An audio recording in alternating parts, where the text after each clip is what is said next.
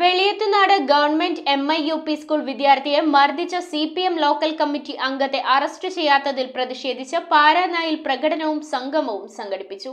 SDPI Karumalloor east panchayat കമ്മിറ്റിയുടെ ആഭിമുഖ്യത്തിൽ സംഘടിപ്പിച്ച സംഗമം കളമശ്ശേരി മണ്ഡലം സെക്രട്ടറി ഷാനവാസ് കൊടിയൻ ഉദ്ഘാടനം ചെയ്തു.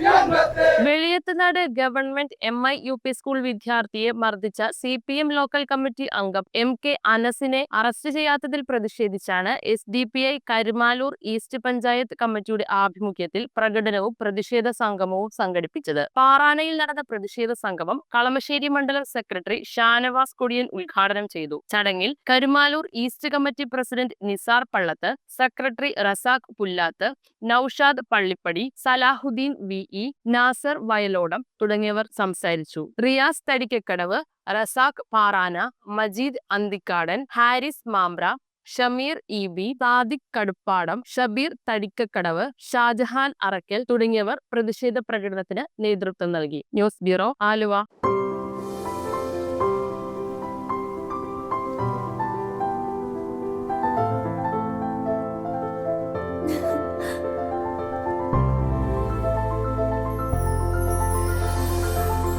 കളങ്കമില്ലാത്ത സൗഹൃദം പോലെ കലർപ്പില്ലാത്ത വിശ്വാസം.